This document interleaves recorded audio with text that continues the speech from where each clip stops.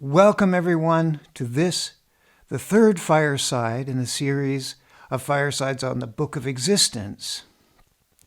And this chapter will be titled The Parent Garden. And there is nothing probably in our life experience more challenging than the task of being a parent. It is not just our Everest, it's our Everest 1,000-fold. However, we are not asked to be perfect parents. We are asked to raise up one better than ourselves.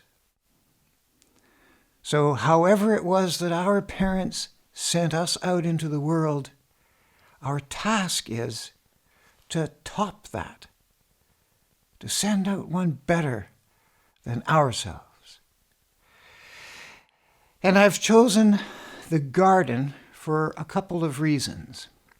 First of all, because a garden is something of a pinnacle of a long held human science, and perhaps the oldest of all sciences, that of cultivation.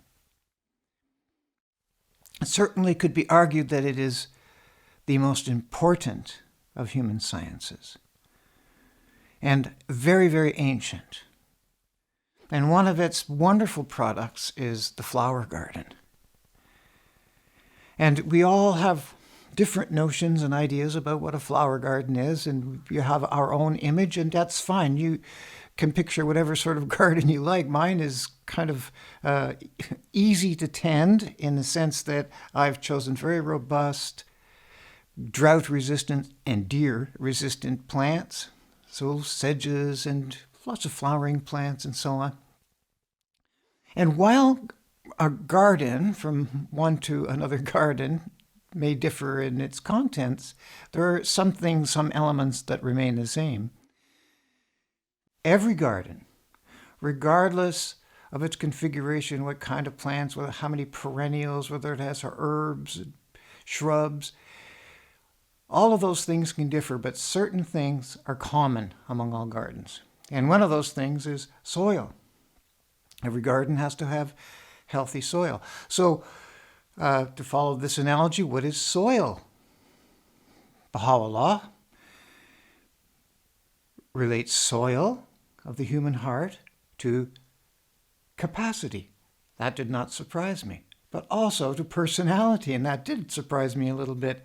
But when you think about it, when you break down what personality is comprised of, you realize that personality is about preference, interest, tendencies, and so on. And each of those is related in its own way to capacity.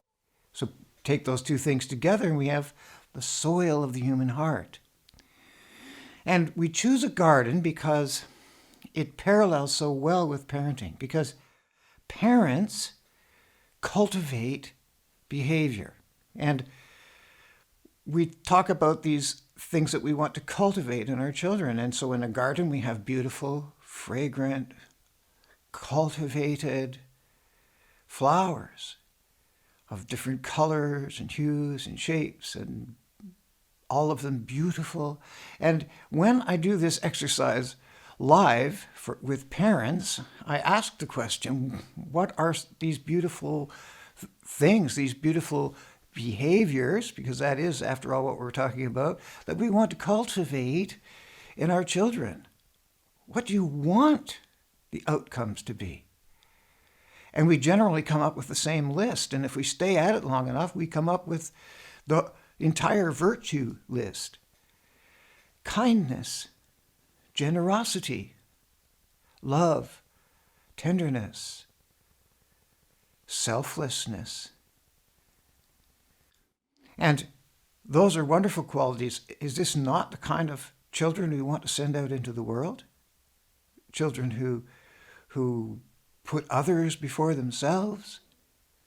Children who wish to serve and understand the joy of serving others? Children who are generous? And if we can cultivate generosity, we also have to understand, this is very, very important, that for every one of those qualities, there is its opposite, its nemesis, its shadow trait. So if there can be generosity, if we can cultivate generosity in our children, there can also be greed. And if we can inculcate and cultivate kindness, then there also can exist cruelty.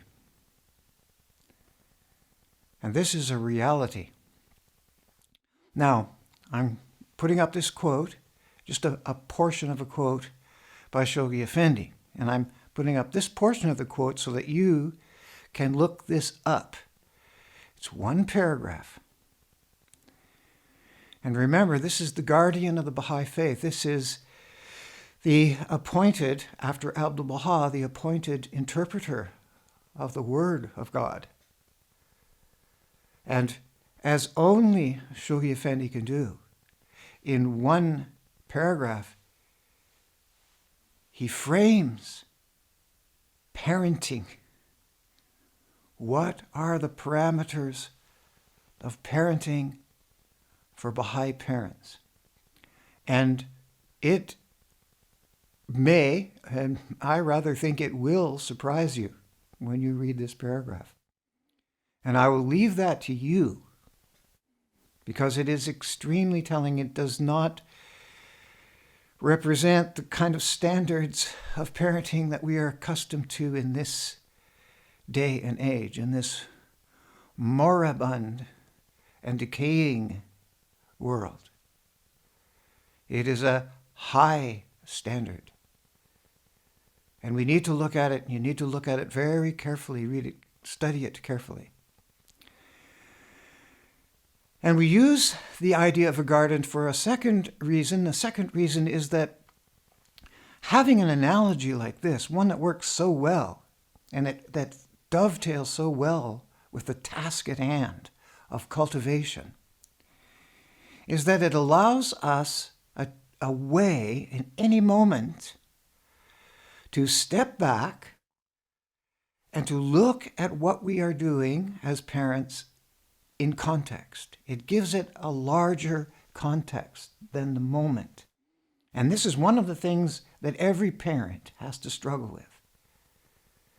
Getting caught up in the moment, resisting and fighting against attachment to your children.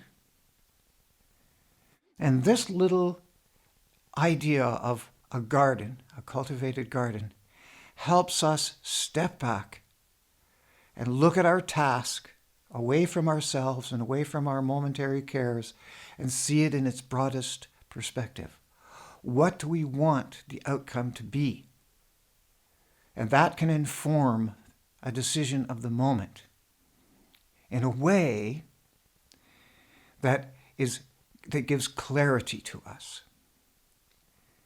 So, first of all, because a garden is cultivated and because behavior is cultivated, we can use this analogy. Second, because it allows us a way of viewing parenting. And remember, Abdu'l-Baha said that whatever objects appear in the world of existence are the outer pictures of the world of heaven. And we are, as parents, in the business of cultivating heavenly gardens. That is our task. And every object is an outer picture. He didn't say are like outer pictures, are outer pictures of the heavenly world. And so what we are talking about here is a picture of that heavenly world of the human heart in our children. So I had mentioned that every beautiful flower, that every virtue has its opposite. So if I ask parents what are the cultivated flowers of parenting, then they usually come up with the virtues and so on. But what then are the weeds? Well, the weeds are those things like greed and stinginess and anger and those kind of qualities that we do not wish to cultivate in our children. And this is where the analogy becomes very important, because that quote that I put up by Shoghi Effendi states that children are naturally inclined towards evil. And since we know that evil, all evil, is the product of self, then we know that that is what he is talking about. That children are inclined towards self, we might say. And my experience as a parent tells me that this is true. My experience with myself tells me that this is true. This is our lifelong battle. This battle against the gravity of self. And it begins at the very first moments of life. So when do we begin the process of gardening? What do we do about those weeds? Just as in our garden, our actual garden, weeds come uninvited. We don't invite them into our garden. They just show up. And the weeds that we are talking about in the garden of the human heart, they just show up. And in another one of the upcoming firesides, we're going to discuss this idea of the necessity of opposites. It is important. It is an important and absolute necessity that there be opposites, because this is what gives us strength. Fighting against this gravity gives us strength. And this lesson we need to begin to convey to our children from the first moments of life. Yeah, we can give them a couple of days. I don't want to exaggerate it, but don't wait until they're 5. Don't wait until they're 2. You can begin. And so we talk about weeds when we do this in a group session. How do you remove the weed from the garden? Do you want to just spray the whole thing with a fierce herbicide? No. You want to remove the weeds, for sure. When is the best time to remove a weed? And I think you all know the answer to that. What are the best conditions under which to remove a weed? How do you do it? And this is where the analogy is so important. Picture yourself pulling a weed at the optimum moment for pulling a weed, under the optimum conditions for pulling a weed, and pay attention to every detail of it. How do you do this? Exactly how do you do it? How is it done? All the details of how you do it are very important. What do you want to happen when you pull out a weed? Well, I can tell you this: you don't want to leave its roots. And you don't want to disturb the roots of the cultivated plants as you pull out the weed. So gentleness is required.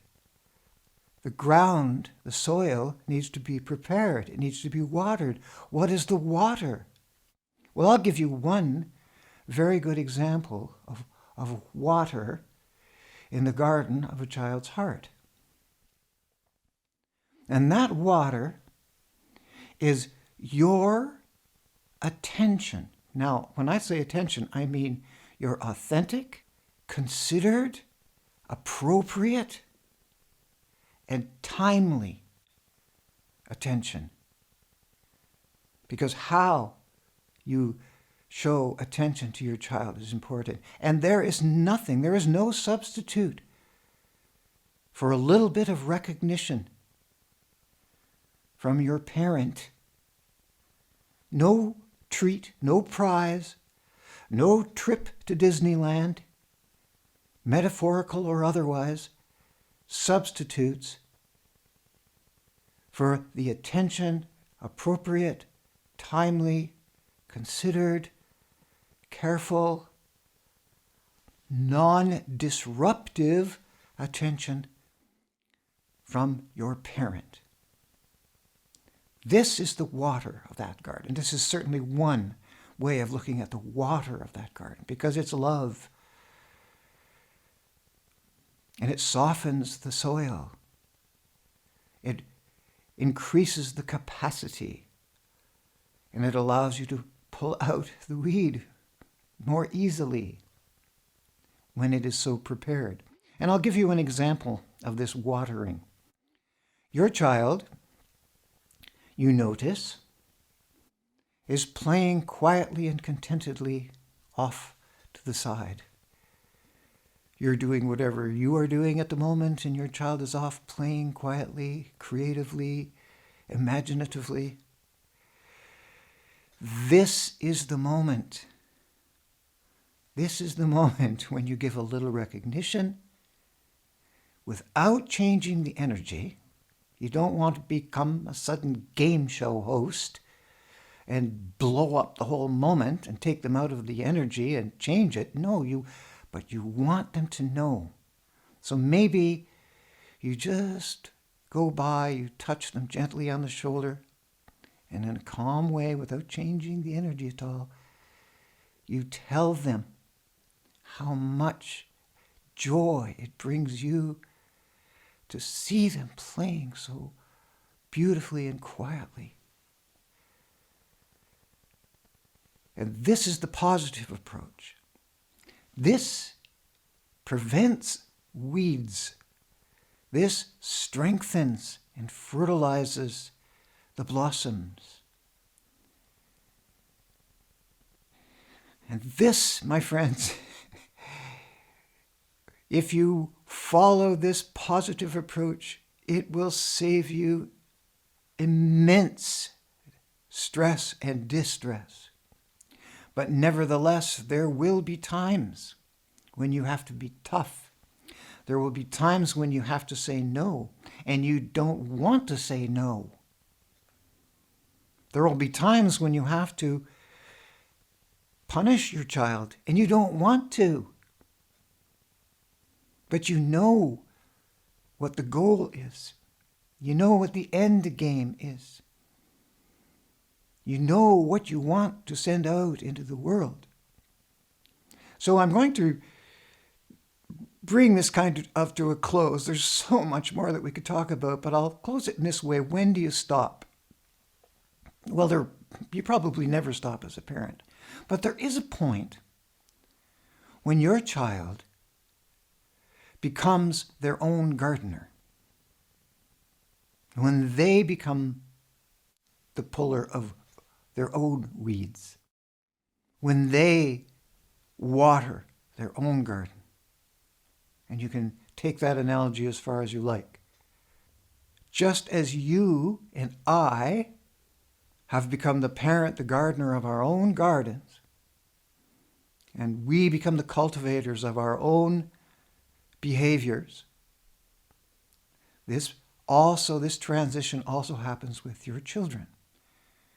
And we hope that it coincides with that day that they go out into the world, and that you send out into the world a gardener better than you. And this, if you think about it, lends very well to the idea of an ever-advancing civilization. This may be how it works. If everybody sent out the door children who were better than you, then that's a ladder, my friends. A very important one. This will wrap up the session on the parent garden, and I hope we can explore some of its implications and some of the ideas, some of the ones that I've probably skipped over here and there, but I think that gives you the general idea of how it works, and I look forward to a rousing and hopefully informative discussion about this, and I thank you for your kind attention.